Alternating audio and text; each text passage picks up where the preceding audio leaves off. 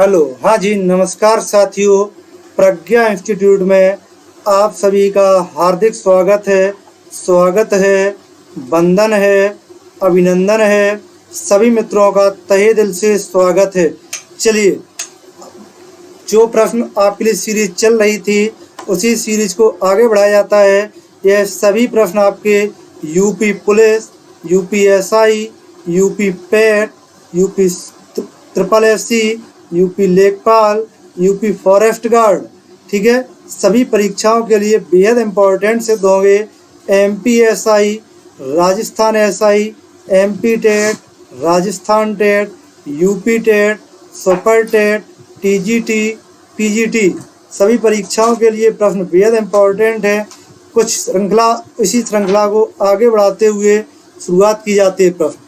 चलिए, बिना समय गंवाए हुए चलते हैं। कोई भी समय बर्बाद नहीं किया जाएगा।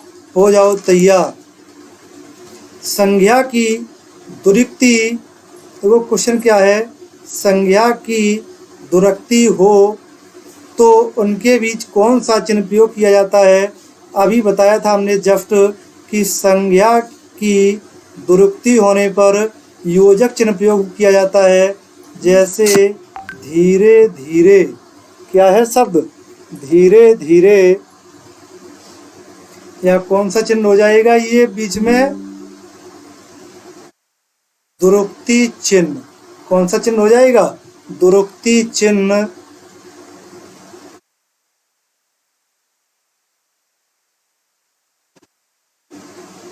ऐसे ही अगर कहीं ये अव्यय लिख दिया है हमने, जैसे हम लिखते संज्ञा लिख देते तो संज्ञा होती दिन दिन, दिन दिन, ये क्या हो जाती संज्ञा। ये हालांकि अव्यय लिख दिए हमने, उसने अव्यय नहीं संज्ञा पूछी है। तो चाहे संज्ञा की दुरुक्ति हो, चाहे अव्यय की दुरुक्ति हो, चाहे विशेषण की दुरुक्ति हो, अगर दुरुक्ति हो रही है तो दुरुक्ति होने पर योजक चिन्ह प्रयोग किया जाता है। लेकिन निर्देशक चिन्ह कहाँ प्रयोग किया जाता है, जहाँ किसी को कुछ हिंट दी जा रही हो। क्या दिया जा रहा हो, किसी को कुछ हिंट दी जा रही हो, वह कौन सा चिन्ह प्रयोग होता है, निर्देशक चिन्ह। जैसे देखो, निर्देशक चिन्ह होता कैसे है, तो एक डैश होती है लंबी सी, योजक चिन्ह में डैश छोटी होती है, निर्देशक चिन्ह में यही डैश बड़ी होती है। जैसे निर्देशक चिन्ह लिख के देखते हैं, एक भाग लिखते हैं। जैसे माता जी ने कहा, माता जी ने कहा, निर्देशक चिन्ह के लिए भाग लिखे हैं। ऐसी डॉट होगी, माता जी ने कहा कि सदा सत्य बोलो, सदा सत्य बोलो। अब यहाँ माता जी अगर होंगी तो आपको क्या दे रही होंगी, हिंट दे रही होंगी। जब कहीं हिंट होती है तो वहाँ कौन सा हो जाता है, योजक चिन्ह, वो निर्देशक चिन्ह, ठीक है। ऐसे ही कोष्टक चिन्ह, कोष्टक चिन्ह वैसे 3 प्रकार के होते हैं, लेकिन हिंदी में केवल छोटा कोष्टक ही पढ़ना है आपको। अवतरण चिन्ह, अवतरण चिन्ह को उद्धरण चिन्ह कहा जाता है। क्या कहा जाता है, उद्धरण चिन्ह कहा जाता है। और यह 2 प्रकार के होते हैं, एक हरा और दोहरा। चलिए आगे चलकर देखते रहेंगे। निम्न में निर्देशक चिन्ह कौन सा है, तो ऑप्शन नंबर ए। बी में कौन सा हो जाएगा, प्रश्नवाचक चिन्ह, ठीक है। सी में पूर्ण विराम, डी में क्या हो जाएगा, अल्प विराम। चलिए आगे देखते हैं।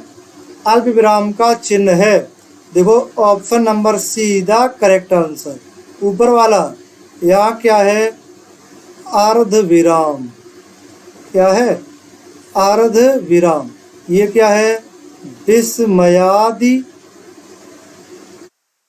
बोधक, विस्मयादि बोधक। ये आपको पहले से ही पता है। डी में क्या है, पूर्ण विराम। देखो सभी प्रश्न आए हुए हैं कहीं ना कहीं। निम्नलिखित चिन्हों में से पूर्ण विराम चिन्ह को पहचानिए, तो option number C, option number C. चलो ऊपर वाला पता ही है, अभी बताया था अर्धविराम, ये प्रश्नवाचक, ये कौन सा है, छोटा लगा हो तब इसे योजक कहा जाता है, जब बड़ा हो जाए तब इसी योजक को निर्देशक कहा जाता है। चलिए आगे देखते हैं। रेखांकित चिन्ह में कौन सा है, जब कहीं 3 क्रॉस बने हो या 3 प्लस के चिन्ह बने हो, ठीक है, या 3 जीरो बनी हो, तो ऐसी कंडीशन में वहाँ टीका सूचक चिन्ह हो जाता है। कौन सा हो जाता है, टीका सूचक चिन्ह। ठीक है, समाप्ति सूचक चिन्ह थोड़ा देख लो।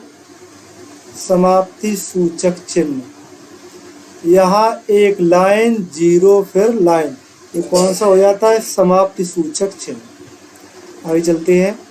इक्वल विराम चिन्ह प्रयुक्त होता है, तो इक्वल को क्या कहा जाता है, तुल्यता। क्या कहा जाता है, तुल्यता। विवरण चिन्ह के लिए देखो ऐसे प्रयोग करते, जब आपने कहीं पहले निबंध वगैरह लिखते थे, क्या लिखते थे, निबंध, तो निबंध की कोई जो हेडिंगें बनाई जाती थी, उन हेडिंग में क्या किसका प्रयोग किया जाता था, विवरण चिन्ह का, क्योंकि उसी के बारे में नीचे बताया गया है। और अगर समझो जैसे कभी कोई प्रार्थना पत्र लिखते हो आप, तो प्रार्थना पत्र लिखते समय लिखते हो विषय, और विषय में भी यही प्रयोग की जाती है, क्योंकि आगे आपने विवरण इसका दे रहे हो कि किसके लिए हम लिख रहे हैं। ठीक है, लाघव चिन्ह पता ही आपको कि छोटा लिखने का उपयोग किया जाता है, जैसे डॉक्टर, ये कौन सा चिन्ह है, लाघव चिन्ह। आगे चलते हैं। महत्वपूर्ण कथन को उद्धृत करने में किन विराम चिन्हों का प्रयोग किया जाता है, तो महत्वपूर्ण कथन को उद्धृत करने के लिए दोहरा विराम, एक हरा उद्धरण चिन्ह, हालांकि यहाँ गलत लिखा हुआ है, उदाहरण नहीं होता है, यहाँ दोहरा उद्धरण चिन्ह होगा।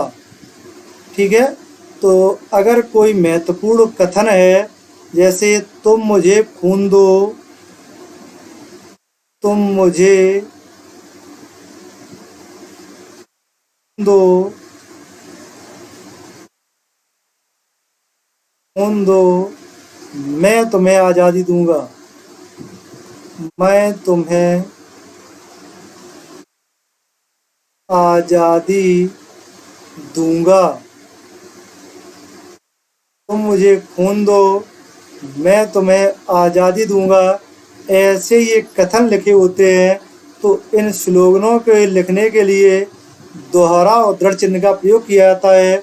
और जब कहीं किसी पाठ का शीर्षक लिख रहे हो या किसी का नाम लिख रहे हो, उपनाम लिख रहे हो, तो वहाँ एक हरा उद्धरण चिन्ह प्रयोग होता है। चलिए, पढ़ने में ठहरने के लिए जिन चिन्हों का प्रयोग किया जाता है, उन चिन्हों को क्या कहा जाता है, तो उन चिन्हों को कहा जाता है विराम चिन्ह। क्या कहा जाता है, विराम चिन्ह। चलिए आगे चलते हैं। अनुस्वार का चिन्ह क्या होता है, तो देखो स्वर की ऊपर एक बिंदी, तो स्वर के ऊपर जो बिंदी होती है उसे क्या कहा जाता है, अनुस्वार। उसे क्या कहा जाता है, अनुस्वार। तो स्वर के ऊपर बिंदी। चलिए आगे चलते हैं। शीला डॉट डॉट डॉट कहिए क्या हाल है। देखो यार लिखना थोड़ा गड़बड़ हो गया है, तो ये लाइन थोड़ी बड़ी होगी। ठीक है, शीला, और वो निर्देश दे रहा है कहिए क्या हाल है, तो शीला के साथ ये लाइन कैसी है, बड़ी है, तो ये निर्देश दे रहा है, तो कौन सा हो जाएगा, निर्देशक चिन्ह। चलो आगे चलते हैं।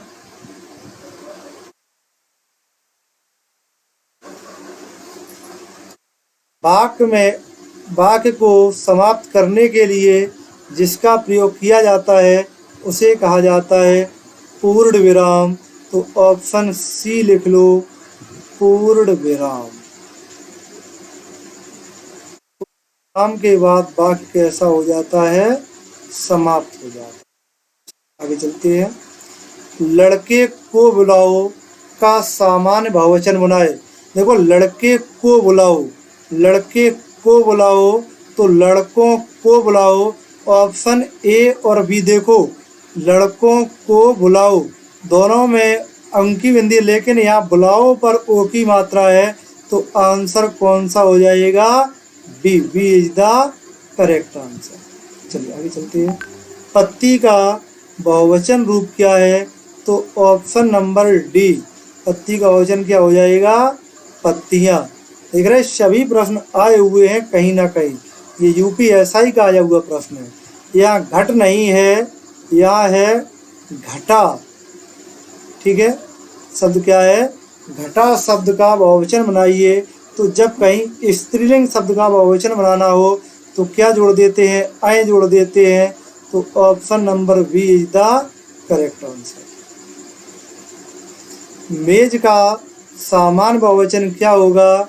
तो मेज का सामान्य बहुवचन मेजें। क्या हो जाएगा? मेजें। Option number C. देखो अगर यही पुल्लिंग होता तो ऑप्शन नंबर ए होता। चलिए आगे देखते हैं। निम्नलिखित में से स्त्रीलिंग शब्द पहचानिए। देखो स्त्रीलिंग शब्द पहचानना है आपको, तो स्त्रीलिंग शब्द कैसे पहचानोगे? अपना अपनी लगाने पर, अगर अपना के साथ जुड़ रहा है तो पुल्लिंग होगा, अपनी के साथ जुड़ रहा है तो स्त्रीलिंग होगा। तो अपना अपरिग्रह, अपना अंतरी, अपना किन्नर, अपनी अहिंसा। Option number D. चलिए लिंग पहचानिए। मनगढ़ंत, तो कैसी कहानी? मनगढ़ंत, तो कैसी, तो कैसा कैसी के साथ जुड़ रहा है कि नहीं? या अपना अपनी के साथ जुड़ लो, अपनी मनगढ़ंत कहानी। तो अपनी क्या हो जाएगा? स्त्रीलिंग शब्द। सीता, वो राम सीता से सुंदर है। जब कहीं दो के बीच में तुलना हो तो वह क्या हो जाता है? अपादान कारक। क्या हो जाता है? अपादान कारक। क्रियापरक व्याकरणिक कोटि चिन्हित कीजिए। वो क्रियापरक, क्रिया की परख करने वाली व्याकरणिक कोटि, तो क्रिया के पास में हमने आपको बताई थी क्या होते हैं? कारक बताए थे। जब एक वाक्य में एक से अधिक कारक चिन्ह प्रयोग हो रहे हों तो जो क्रिया के पास प्रयोग होते हैं उन्हें कहा जाता है क्रिया कोटि चिन्ह। आगे चलते हैं। पेड़ से पत्ता गिरा, तो देखो पेड़ से अलग हो रहा है कि नहीं? तो option number B is the correct answer, अपादान कारक। चलिए ठीक समय पर आ जाना, में या पर है कि नहीं? तो कौन सा हो जाएगा? अधिकरण कारक। और जब समय की बात की जाए तो वह हमेशा अधिकरण कारक होता है। इतिश्री आज के लिए इतना ही, शेष अगली क्लास में। धन्यवाद।